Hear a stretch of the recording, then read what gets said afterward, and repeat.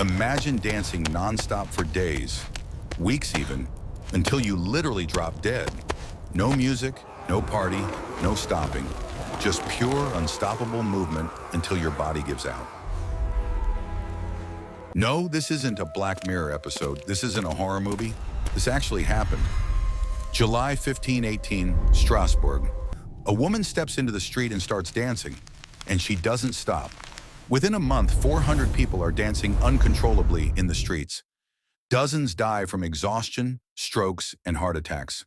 What really caused this mass hysteria? The answer is darker and weirder than you think. Section 1, the event begins. July 15, Strasbourg, a bustling city in the Holy Roman Empire, which is modern-day France. Life is hard, really hard. We'll get to that in a minute. But first, meet Frau Trofea. One summer morning, she steps into a narrow street and begins to dance. Not gracefully, not joyfully, frantically, compulsively. There's no music playing, no festival, no celebration.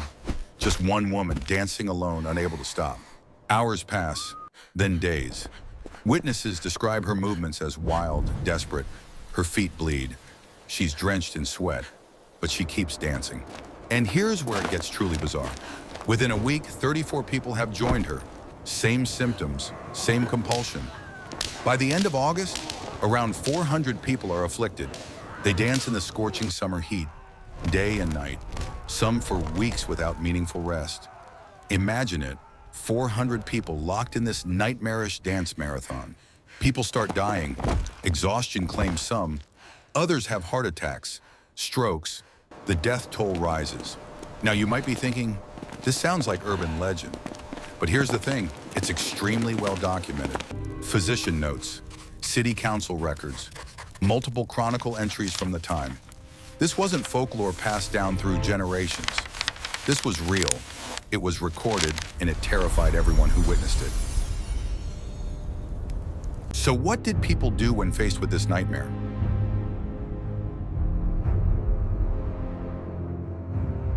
Section 2, the authorities' bizarre response. Their solution was to make it worse. See, the physicians of 1518 had a theory. They believed in something called hot blood, the idea that overheated blood caused these uncontrollable movements. And their prescribed cure? Dance it out, literally. Like sweating out a fever, they thought the afflicted needed to keep dancing until the hot blood cooled down. Trust me, I am not making this up. So the town authorities built wooden stages for the dancers. They hired professional musicians and dancers to keep them moving. They opened guild halls specifically for the afflicted. Their logic? Encourage the dance. Let them dance faster, longer, harder. Get it out of their system.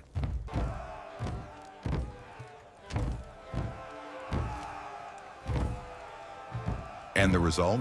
Absolute disaster. The intervention didn't cure anyone. It amplified the phenomenon. More people joined in. The stages became theaters of horror. The death toll accelerated. By some estimates, 15 people were dying every single day at the peak of this thing. So if the medieval doctors got it completely wrong, and they really did, what was actually happening here? Let's break down the theories. Section 3, theory number 1, ergot poisoning. Theory number 1, ergot poisoning. And honestly, this one's wild. Ergot is a fungus that grows on grains, especially rye, which was basically the bread of medieval Europe. And here's the kicker. It contains compounds chemically similar to LSD. Yeah, natural LSD, growing on your daily bread. It can cause hallucinations, convulsions, and intense muscle spasms. Medieval people called ergot poisoning St. Anthony's fire because your extremities would burn and sometimes fall off. Fun times. So here's the case for ergot. 1518 had a particularly wet growing season. Wet conditions, perfect for fungus growth. Plus, there's historical precedent. Ergot outbreaks happened before and after this event, causing mass illness. It would explain the involuntary movements, the altered mental states, the inability to control one's body. But here's where this theory falls apart.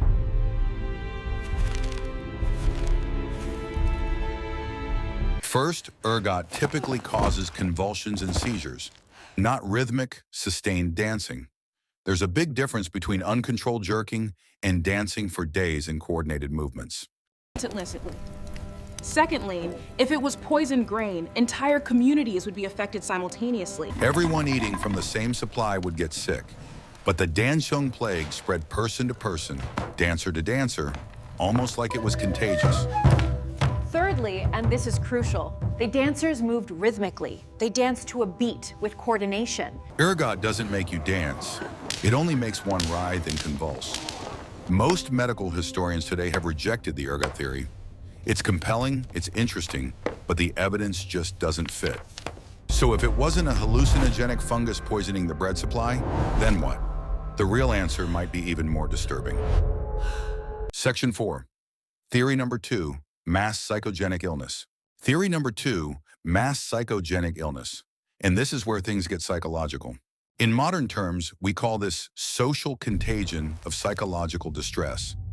Real physical symptoms, real pain, real movement, real exhaustion, but no organic cause, no virus, no poison, no physical disease. The symptoms are absolutely real, but the origin, it's psychological, and it spreads through observation, through social networks, through the power of suggestion. One person starts, others see it, and something in their brain clicks. Before they know it, they're experiencing the same thing. Now here's the thing. Strasbourg in 1518 wasn't just any city at any time. This place was prime for hysteria. We're talking about a powder keg of human suffering. First famine, multiple years of failed harvests. People were literally starving. Malnutrition was everywhere. Second, disease. Smallpox was ripping through the population. Syphilis, relatively new to Europe, was spreading. People were dying left and right, and nobody understood why. Third, poverty and inequality at extreme levels. The rich were getting richer, while everyone else fought over scraps. Social tensions were at a breaking point. And fourth, this is crucial, religious fervor and superstition were off the charts. People genuinely believed in curses, in divine punishment, in supernatural forces controlling their fate. When you're starving, diseased, oppressed, and terrified that God is punishing you, your mind starts looking for explanations, for patterns, for meaning in the chaos. And there was this widespread medieval belief in something called the curse of Saint Vitus. Saint Vitus was a Christian saint associated with both good health and with cursed dancing. The legend said that if you angered Saint Vitus, he would curse you to dance uncontrollably until you died. And guess what? There were shrines to Saint Vitus all around Strasbourg.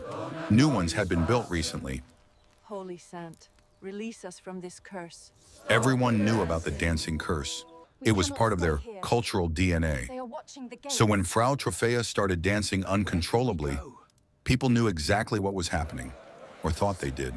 The power of suggestion kicked in. What if I'm cursed too? What if I'm next? That anxiety alone in an already stressed population could trigger the symptoms. And before you think this is just ancient superstition, this stuff still happens. 1962, Tanzania. A laughing epidemic breaks out in a girls' school. It spreads to nearby villages. Over 1,000 people affected. It lasted 6 months. No pathogen was ever found. 2011, Leroy, New York. Teenage girls start developing involuntary tics and verbal outbursts. It spreads through the school. Dozens affected. After extensive testing, mass psychogenic illness. And today, we see social contagion accelerated by social media. TikTok tics. Viral I just shared it. It's going totally danger. viral. The algorithm spreading behaviors like wildfire. Same mechanisms, different mediums. The human brain hasn't changed that much in 500 years. Section 5, the role of cultural beliefs. But understanding the psychology is only part of the picture. We need to talk about the role of cultural beliefs, because this is where it gets really deep. The medieval worldview was fundamentally different from ours. These people believed, truly, deeply believed, that suffering was divine punishment for sin. They saw the body as a battleground between good and evil. Every illness, every misfortune was loaded with spiritual meaning. And dancing. Dancing occupied this weird dual space in their culture. It could be celebration, religious ecstasy, joy, or it could be a curse, a punishment, a sign you'd angered the divine. Saint Vitus was the perfect embodiment of this duality. Pray to him, and he could grant you good health, protect your nervous system, bless your children. But anger him, forget to honor him. You'd be cursed to dance until you died. And this wasn't some obscure legend. Everyone knew this story. In fact, new pilgrimage sites dedicated to Saint Vitus had been established near Strasbourg right before 1518. The saint was on everyone's minds. The fear was fresh. So imagine you're a starving, terrified peasant in Strasbourg. You see someone dancing uncontrollably. You know what that means. Saint Vitus has cursed them. What if I'm next? What if I've also angered the saint? Did I sin? Did I forget to pray? And that anxiety alone can trigger the exact symptoms you fear. It's a self-fulfilling prophecy. You believe you're cursed, so you become cursed. Now zoom out for a second. Humans across cultures and throughout history have entered trance states through repetitive movement. Dancing as ritual, dancing as religious ecstasy. The line between spiritual experience and pathology is razor thin. It all depends on context. In a controlled religious ceremony, it's sacred. In the streets of a plague-ridden city, it's sickness. But here's the profound truth at the heart of all this. What a society believes collectively can become physically real for individuals in that society. The placebo effect, the nocebo effect, psychosomatic illness. These aren't fake symptoms. They're real symptoms with psychological origins. The dancers believed they were cursed. Their bodies responded as if they were cursed. Therefore, they were cursed. Mind and body, culture and biology, belief and reality. They're more entangled than we want to admit. Section 6, what it reveals about human nature. This wasn't just about individual psychology. It was about collective trauma finding expression, and that tells us something profound about human nature. We're more connected than we like to think. We are social animals down to our neurons. Emotions spread like viruses. Behaviors propagate through networks. And when a society is under extreme pressure, when people are suffering collectively, the trauma needs an outlet. It has to go somewhere. When do we want it? The dancing plague wasn't random. It was a release valve, an expression of unbearable collective stress manifesting in the only way that culture's beliefs would allow. When society fractures, when systems fail, when people are pushed to their limits, strange things emerge, always have, always will. Think about our modern compulsions. We talk about being addicted to our phones, doom scrolling until 3 a.m., binge watching until our eyes hurt. I can't stop. Just one more episode, just one more scroll. Sound familiar? Or think about burnout culture, grinding until you collapse, the hustle, the constant productivity pressure. I'll rest when I'm dead. The 1,518 dancers, they're a metaphor for modern burnout. Moving compulsively because stopping feels impossible. Dancing to a tune someone else is playing. Or social media challenges. The way behaviors spread exponentially. The Tide Pod challenge. Choking games. Things that would seem absurd to any individual, but make sense in the moment of collective participation. Even cancel culture and online pile-ons follow similar patterns. One person starts, others join. The movement gains momentum. People participate almost compulsively. It's the same force, the same human tendency toward mass formation. We haven't evolved past this. We've just changed the medium. What happens when we can't stop? When the algorithm has us in its grip? When the culture of hustle won't let us rest? We lose control to forces larger than ourselves. Just like the dancers of 1518. And here's what's crucial. Dismissing these events, whether it's the dancing plague or modern mass behaviors, as just crazy misses the entire point. Collective suffering requires collective acknowledgement. When a society breaks people, you can't fix individuals in isolation. The dancing plague is a reminder that mental health isn't just individual, it's social, cultural, systemic. Breaking cycles requires recognizing patterns. Understanding that what seems inexplicable often makes perfect sense once you understand the context. So how did it finally end? Section 7, the end and legacy. By September, the authorities finally changed tactics. They realized, hey, maybe encouraging the dancing isn't helping. We need to retreat now. Silence! They banned all public dancing, banned music in the streets, no more stages, no more encouraging the affliction. They moved the afflicted to mountain shrines dedicated to, you guessed it, Saint Vitus, away from the crowds, away from the observers. Prayers were offered, rituals performed. Basically, they gave the culture a narrative for the curse to end.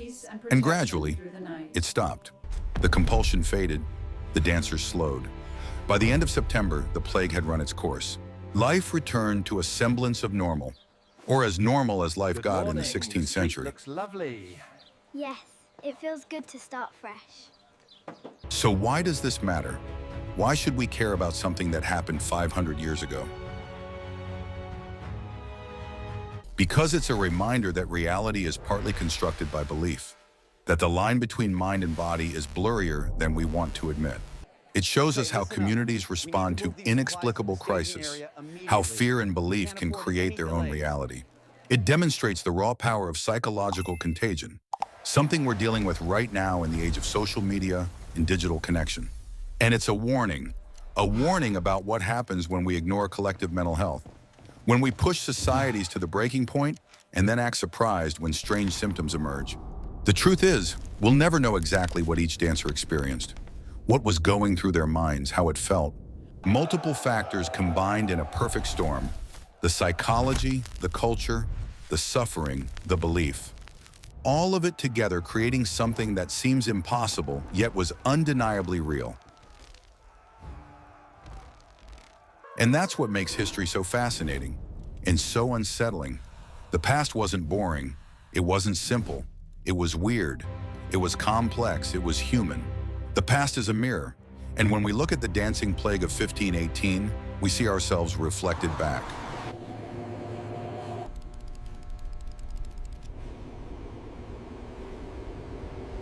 The dancing plague of 1518 is a mirror held up to humanity.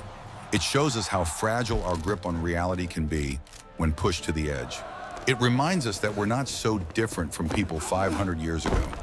We have better medicine, better technology, but the same brains, the same vulnerabilities. The next time you see something going viral, a challenge, a behavior, a movement spreading through social networks, remember Strasbourg. Remember that sometimes the dance is hard to stop once it starts, but recognizing the pattern, that's the first step to breaking it. If you found this as fascinating and disturbing as I did, hit that subscribe button right now. We're diving deep into more bizarre historical mysteries that actually happened. True events that sound impossible but are documented fact. Drop a comment below. What historical event should we cover next? I want to hear what mysteries have you up at 2 a.m. falling down Wikipedia rabbit holes. And hey, if you made it this far without spontaneously starting to dance, congratulations, you broke the curse. Thanks for watching. Stay curious, stay skeptical, and maybe stay still. Ha ha ha.